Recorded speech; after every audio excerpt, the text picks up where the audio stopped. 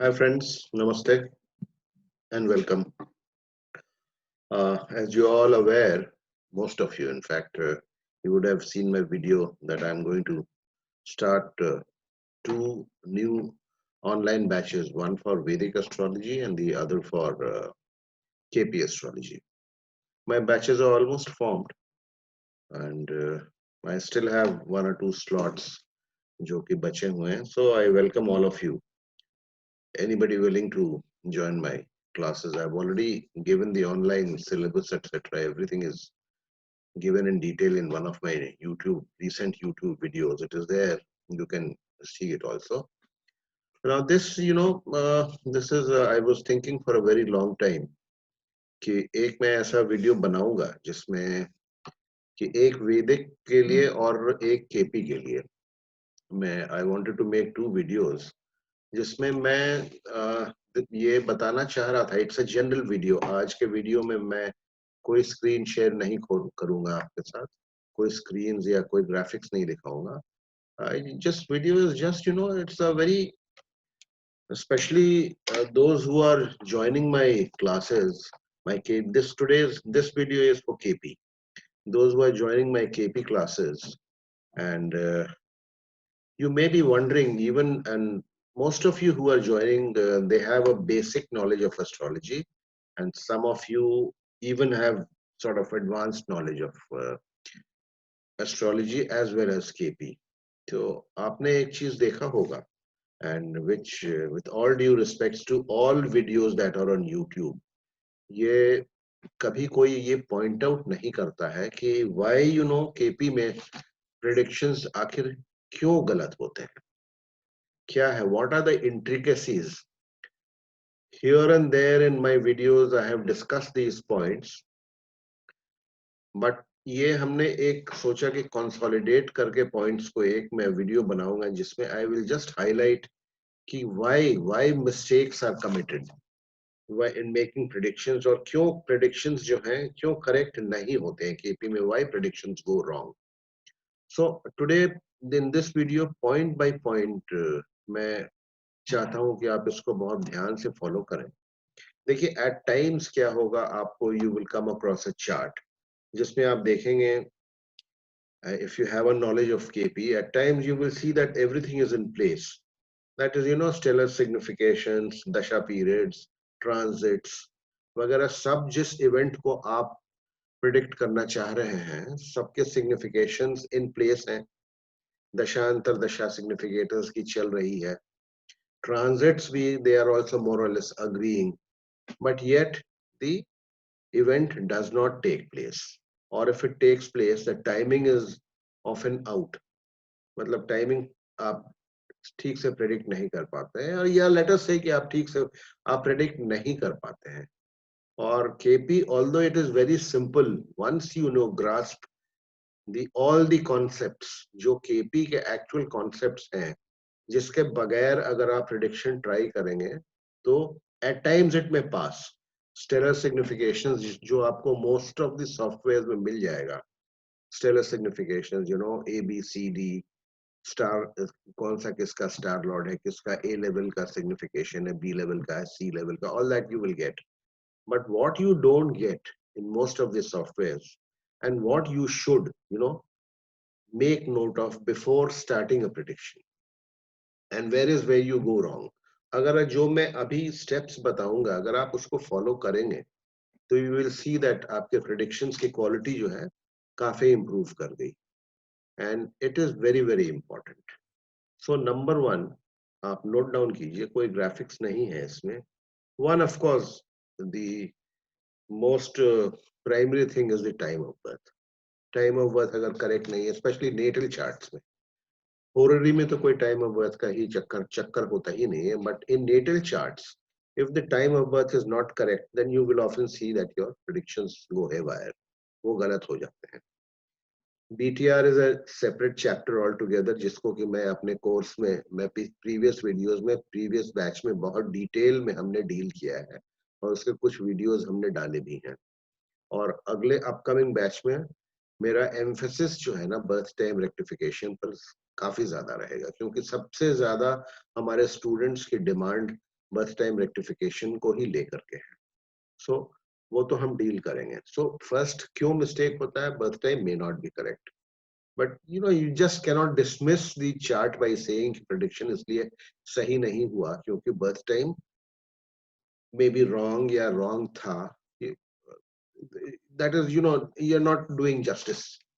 Birth time rectification वो अलग chapter है, उसको हम बट अगर मान लीजिए birth time we are assuming and presuming here that the chart in which you made a wrong prediction उसमें बर्थ टाइम अगर सही था तो फिर क्यों गलत होता है, क्यों प्रेडिक्शंस गलत होते हैं? तो उसके कुछ पॉइंट्स हैं।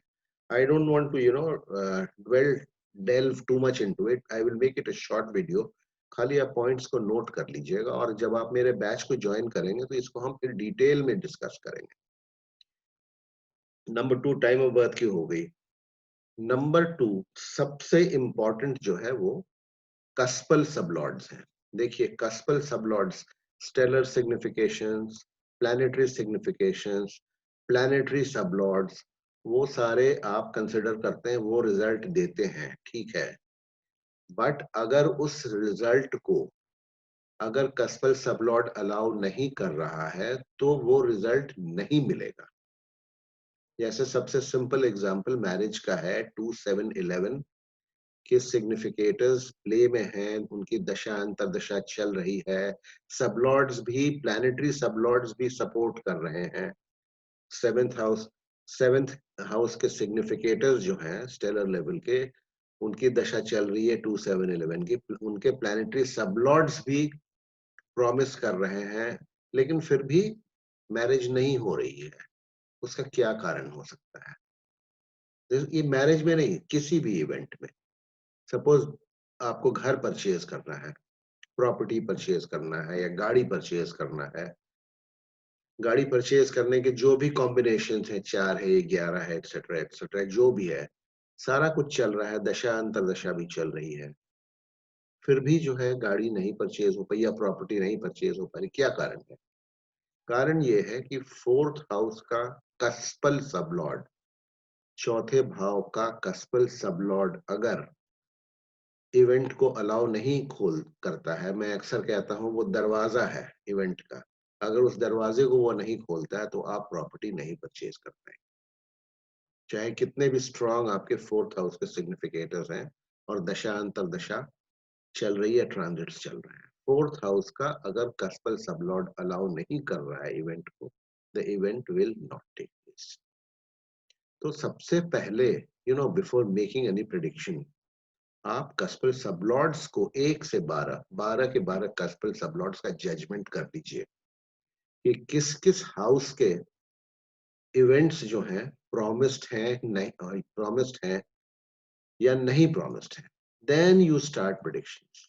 ऑफ कोर्स आई मीन इसके पीछे देन अगेन कस्पल सबलॉर्ड्स में क्या है, time of birth has to be correct, तभी कस्पल सबलॉर्ड्स भी करेक्ट होंगे। क्योंकि कस्पल सबलॉर्ड्स आपको पता होगा और डिटेल में हम डिस्कस करेंगे जब आप हमें ज्वाइन करेंगे। कस्पल सबलॉर्ड्स का आपको पता है कि कस्पल सबलॉर्ड्स 2 मिनट से लेकर के 9 मिनट के बीच में कस्पल सबलॉर्ड्स सारे के सारे बदल सकते हैं, ठीक है। शॉर्टेस्ट जो सबसे छोटा छोटा जो है सब होता है वो सन का होता है, ठीक है। सन का होता है वो 2 से 3 मिनट के बीच में बदल जाएगा। सबसे लंबा वीनस को होता है वो 8-9 मिनट में बदल जाएगा। तो इतना टाइम और बहुत ऑफ होगा तो कस्पल सबलॉट चेंज हो जाएंगे, आपके सारे प्रेडिक्शन जो है वो गलत होंगे। That is very very important. Cuspal sublords को सबसे पहले नोट कीजिए before venturing into any prediction. हाँ, if you are not sure about the cuspal sublord then don't rely on the cuspal sublord. आप फिर स्टेलर सिग्निफिकेशन से उतनी accuracy नहीं आएगी प्रेडिक्शन में। मैं ये नहीं कह रहा हूँ कि सारे गलत होंगे, लेकिन उतनी एक्यूरेसी नहीं है। नंबर टू तो बता दिया हमने कस्पल सबलॉट। नंबर 3 अनटेनेंटेड कस्पल सबलॉर्ड कई बार कंसिडर नहीं किए जाते हैं। अनटेनेंटेड कस्पल सबलॉर्ड का क्या मतलब होता है? What is an untenanted planet? Untenanted ग्रह क्या किसको कहते हैं? अनटेनेंटेड ग्रह उसको कहते हैं जिसके नक्षत्र में कोई दूसरा प्लैनेट नहीं बैठा है, उसका नक्षत्र खाली है, ठीक है। तो ऐसे केस में एनी अनटेनेंटेड प्लैनेट जो कि किसी कस्प का सबलॉर्ड होगा तो उस कस्प का वो फुल रिजल्ट देगा, उस कस्प का वो फुल रिजल्ट देगा। तो नंबर 2 आपको जो नोट करना है अलग से, वो ये है अनटेनेंटेड कस्पल सबलॉर्ड्स कौन कौन से हैं किसी हॉरोस्कोप में, पे स्पेशल अटेंशन टू देम, वो आप अलग से नोट कर लीजिए। क्योंकि देखिए सॉफ्टवेयर में आपको कहीं अनटेनेंटेड लिखा रहेगा, यू लिखा रहेगा, या पी, कई जगह कई सॉफ्टवेयर में उसको पोजिशनल भी कहते हैं। जैसे मैं जो सॉफ्टवेयर में यूज करता हूँ ट्रू एस्ट्रोलॉजी, उसमें उसको पोजिशनल स्टेटस कहते हैं, one and the same thing, untenanted. उसको आप नोट कर लीजिए and keep a special pay special attention to that, क्योंकि कस्पल सबलॉर्ड, अनटेनेंटेड कस्पल सबलॉर्ड जो होता है वो उस कस्प का रिजल्ट बहुत स्ट्रांगली देता है। तो that is where also we go wrong. सारा कुछ ठीक है, आपको नजर आ रहा है, stellar sublord, stellar significations, planetary sublord, अंतर्दशा, प्रत्यंतर दशा सब सही चल रही है, फिर भी रिजल्ट नहीं मिल रहा है, या मिल रहा है तो उल्टा रिजल्ट मिल रहा है। तो कस्पल, अनटेनेंटेड कस्पल सबलॉर्ड की बहुत बड़ी भूमिका होती है रिजल्ट देने में। पे अटेंशन टू दैट, उसको अलग से पेपर में नोट कर लीजिए कहीं, ठीक है, before venturing into any prediction. Next is significations of Rahu Ketu are not considered or not understood fully, you know, by astrologers, by learners. Very important. Rahu Ketu के significations क्या है, राहु केतु क्या सिग्निफाई करते हैं, उसको समझना और उसको कहीं नोट कर लेना अलग से अति आवश्यक है। क्योंकि आपको जो स्टेलर लेवल सिग्निफिकेशंस के टेबल्स होते हैं उसमें अलग से राहु केतु का वो दिया नहीं रहता है कि वो Rahu Ketu besides Rahu Ketu as an ordinary planet भी उनके सिग्निफिकेशंस होते हैं, लाइक एनी अदर प्लैनेट, जिसके स्टार में बैठे हैं उसका रिजल्ट देंगे, या जहां बैठे हैं उसका रिजल्ट एज ऑक्यूपेंट देंगे। लेकिन जिनको वो रिप्रेजेंट करते हैं, जिसके राशि में बैठे हुए हैं, उसका वो फुल रिजल्ट देते हैं। तो often we tend to ignore, उसको हम अलग से नोट नहीं करते हैं, वो बहुत जरूरी है नोट करना। और एक चीज याद रखिएगा, राहु और केतु कई बार ओमनीपोटेंट हो जाते हैं। ओमनीपोटेंट का मतलब क्या होता है, ऑल पावरफुल, बहुत शक्तिशाली हो जाते हैं। वो 12 भाव कस्प या घर का रिजल्ट दे सकते हैं। That is very important in KP astrology. तो pay special attention to Rahu and Ketu, उनका भी एक अलग से नोट कर लीजिए।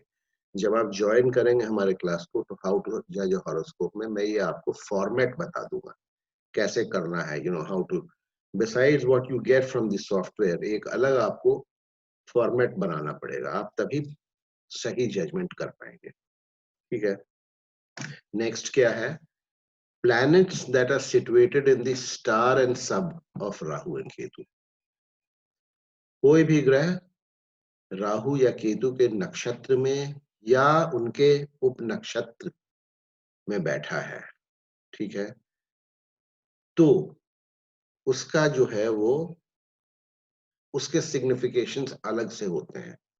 ठीक है, कोई भी ग्रह, शायद मेरे बोलने में कुछ गलती होगी, कोई भी ग्रह जो कि आप देखिएगा वो राहु केतु के नक्षत्र में बैठा है, या उसका नक्षत्र, उप नक्षत्र स्वामी सब लॉर्ड राहु केतु है, ठीक है, तो वो ग्रह राहु और केतु जो रिजल्ट्स देते हैं, वो ग्रह राहु उन रिजल्ट्स को भी देगा जो राहु और केतु, अभी जो हमने बात की इसके पहले पॉइंट, राहु केतु जैसे रिजल्ट देंगे, सेम रिजल्ट वो ग्रह भी देगा जो कि राहु केतु के नक्षत्र में बैठा है, या या जिस ग्रह का सबलॉर्ड राहु केतु। ठीक है, तो ये बहुत एक अहम, बहुत इंपॉर्टेंट पॉइंट है। इसको भी अक्सर लोग में, ये आपको किताबों में भी शायद नहीं मिलेगा, ये शायद आपको कहीं किताबों में भी कहीं इक्का दुक्का आपको मिल सकता है, बट शायद किताबों में भी नहीं मिलेगा। और with all due respect, Krishnamurti ji का भी बहुत ज्यादा इस चीज पर कहीं एक कंसोलिडेटेड तरीके से एम्फसिस नहीं किया, नहीं था।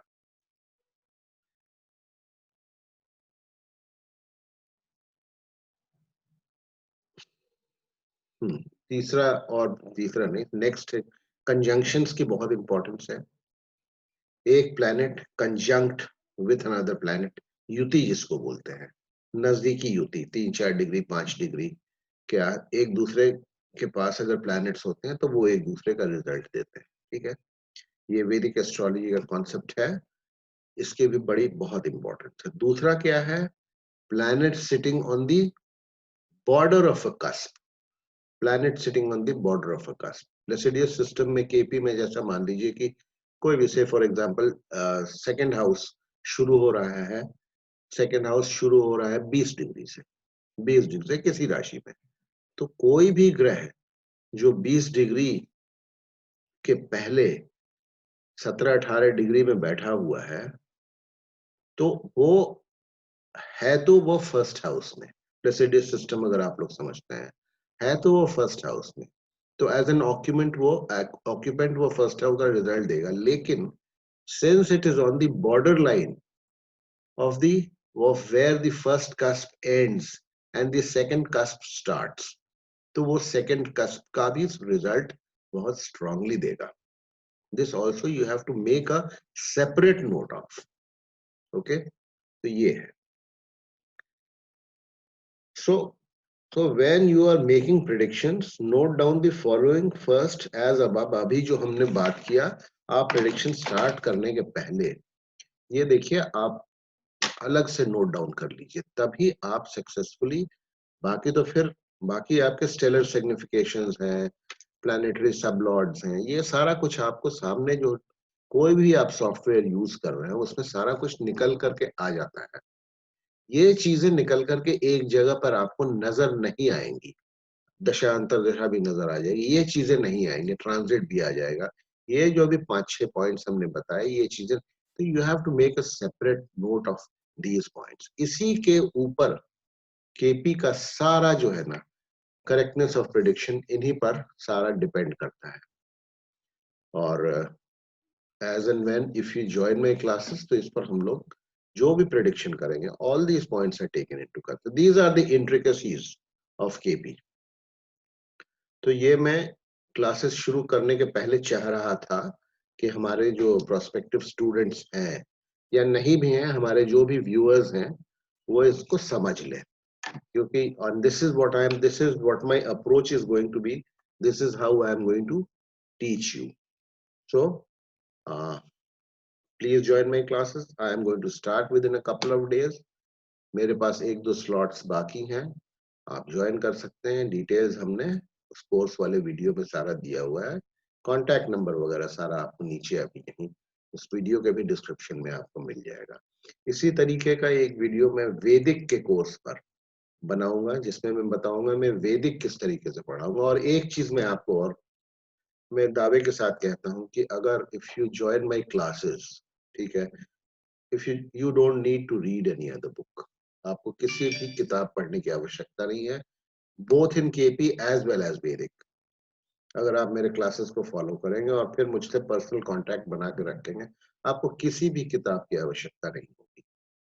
केपी में तो एज इट इज किताबों की कमी है, जो है भी they are not very well written, ठीक है, वो थोड़ी सी प्रॉब्लम है। With all due respects to our guruji and all due respects to all KP writers, थोड़ा सा लिटरेचर की कमी है। और वैदिक तो एक अलग समंदर है, उसकी बात मैं फिर नेक्स्ट वीडियो में, वैदिक वाले वीडियो में करूंगा, उसको भी आप लोग देख लीजिएगा, समझ लीजिएगा कि मैं वैदिक किस तरीके से पढ़ाऊंगा बिफोर ज्वाइनिंग माय क्लासेस। मेरे पुराने वीडियोस वैदिक के हैं, आप लोगों को थोड़ा बहुत तो आइडिया होगा। प्लीज सब्सक्राइब कीजिए हमारे चैनल को। मैं इतने दिन से कर रहा हूँ, लेकिन अभी भी सब्सक्रिप्शंस हमें अप टू द मार्क नहीं। मैं बहुत ज्यादा अपील नहीं करता हूँ, आप लोगों से रिक्वेस्ट है कि आप खुद सब्सक्राइब कीजिए और अपने मित्रों को, दोस्तों को, those people who are interested in astrology, उनसे भी सब्सक्राइब करवाइए। Thank you very much for being patiently viewing and listening to my video, and I welcome you to join my classes. Have a good day. Namaste. Bye bye.